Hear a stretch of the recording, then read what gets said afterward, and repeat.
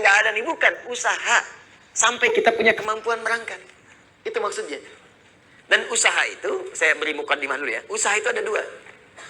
Saya ulang ya, usaha itu ada dua. Usaha dengan mengumpulkan harta. Saya sarankan sih kalau mau nabung, nabung pakai emas. Itu lebih mudah. Ini saya sarankan. Karena ayat-ayat di Quran ketika bicara harta itu kebanyakan bicara tentang emas dan perak. Ya, misal Quran surah ketiga, ayat ke-14. Paling kanan agak ke bawah. Zuyyina lin-nasi hubbus syahawati minan nisa'i wal banin wal qanatiril muqantarati minan dzahab wal fiddah. Ya, qanatir muqantarah itu ada harta yang punya nilai intrinsik, berharga. Yang kalau dikumpulkan punya nilai. Jadi ada harta yang punya nilai intrinsik, ada yang ekstrinsik. Intrinsik itu di dalamnya memang ada nilainya. Ya sudah ada nilai, jadi nggak berpengaruh oleh apapun. Emas itu, kalaupun pecah, masih bisa dijual. Ya, tapi uang kalau sobek ya kertas kok. Nilainya berubah-ubah. Makanya sekarang selalu mengalami devaluasi. Menurut saya bukan mengalami penurunan tuh, memang nilainya diturunkan dengan kepentingan tertentu. Dulu itu masih menggunakan emas. Ya, masih menggunakan emas. Isyarat Quran, hadis masih dipakai. Bahkan di Amerika pun masih pakai. Pada tahun 1930-an, 1934 dari 1932 itu diuji coba.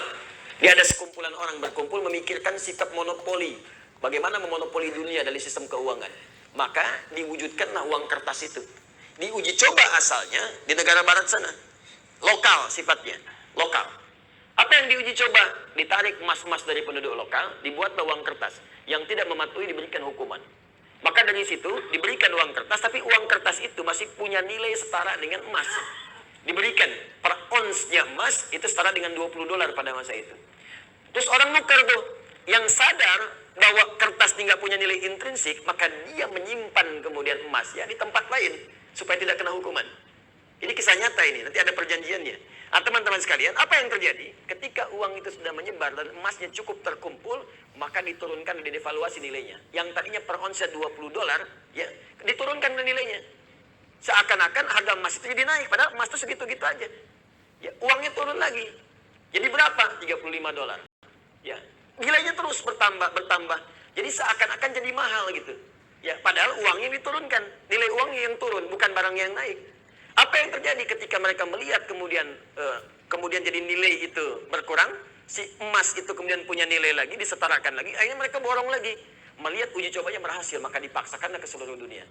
Maka dipaksa uang mata uang yang kita gunakan untuk turun nilainya. Mata uang mereka naik. Makanya satu kita balas dengan 13.000. Mereka cuma mengeluarkan satu, kita keluarkan 13.000. Dikuraslah kemudian harta benda kita keluar. Itu paling gampang. Makanya nggak ada nilainya. Tempat lain ada yang 20.000. Mereka ngasih satu, kita ngasih 20. Dan yang paling gampang itu kan kertas. Kertas kalau disobek, dihilangkan nilainya, nggak ada nilai. Sudah pulaunya keluar, sudah hartanya keluar, sudah emasnya diambil, ditukar dengan kertas. Mana ada kita nukar emas dengan kertas? Kertas nggak ada nilainya, disobek udah hilang. Bagaimana sekarang kalau mereka hilangkan? Kami sudah tidak menggunakan sistem uang lagi. Sementara harta benda kita sudah pindah. Apa yang mau kita sesali kemudian hari? Nah, makanya ini bahasa, ini ilmiah ya, ilmiah. Kalau mau diskusi silahkan. Ini ilmiah. Jadi kita diskusi. Makanya dulu Bung Karno ketika membuat uang itu konsultasi pada ulama. Dan ulama mengusulkan tetap berikan nilai intrinsik di uang kertas itu setara dengan emas sekian ons misalnya. Ya sekian gram. Supaya ada nilainya. Kalau enggak itu jadi kertas. Itu sempat dipakai. Coba belajar sejarah yang baik. Cek lagi ke belakang. Dulu nilai uang kita itu ada setara dengan emasnya. Belakangan kemudian dihapuskan jadi kertas saja di situ. Makanya nilainya semakin melemah. Sebetulnya bukan uangnya yang lemah. Bukan bendanya yang naik. Uangnya yang dilemahkan. Kalau bendanya segitu-gitu aja, tempe kan gak berubah segitu-gitu juga. Cuma nilai uangnya melemah, seakan-akan tempenya naik, padahal keratnya segitu aja.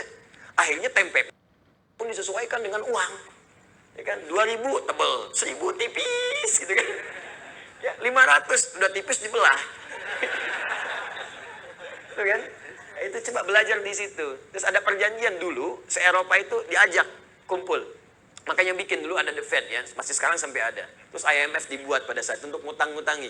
Ya, itu ini pelajaran ya, mesti kita tahu gitu ya, konteks ini untuk belajar. Makanya ekonom kita itu selain pintar mesti soleh. Supaya dengan kesolehannya bisa memberikan manfaat untuk bangsa. Itu poinnya. Dan kita mesti belajar. Nah termasuk ini bisa dibawa bekal untuk haji. Kalau mau haji, mau umroh, nabung pakai emas. Nggak akan berubah. Nabung pakai emas. Silahkan ada logam mulia, ada dinar, kumpulkan. Demi Allah saya katakan ya, nilai itu, karena emas itu punya nilai intrinsik, maka dia akan terus naik. Akan setara. Harga kambing di masa Nabi sampai sekarang pun sama nilainya segitu. Jadi walaupun orang kelihatan naik sekian juta, dulu cuma satu, sekarang juta. Dinar cuma 1 dinar, selesai. Dari dulu 1 dinar, sekarang 1 dinar. Ya. Dari dulu emasnya sekian, ya sekian. Anda kalau nabung pakai emas, mungkin nggak akan 20 tahun, 40 tahun. 10 tahun Anda pakai HJONA Plus tuh. Kenapa? Karena yang Anda kumpulkan tuh nilainya itu terus naik. Sementara kalau Anda nabung segitu-gitu juga, juta ya sejuta. 25 juta ya 25 juta. Cuman persoalannya ketika berangkat, didevaluasi nilainya, jadi mahal. Naik. Di kerja keras Anda itu terkumpulnya cuma segitu. Coba bayangkan kalau 10 tahun Anda dapat penghasilan, belikan emas, belikan emas, belikan emas. Mungkin akan turun jaraknya. Orang yang nabung 20 tahun nanti lama-lama, mungkin Anda cuma 10 tahun pakai warna plus. Dapat Anda di situ. Kalau nggak percaya silakan coba buktikan pelan-pelan di situ. Dan tidak melanggar hukum. Karena uang transaksi yang kita gunakan tetap rupiah. Kita nabung pakai emas, jual pakai rupiah, setelah itu berangkat. Ya kan?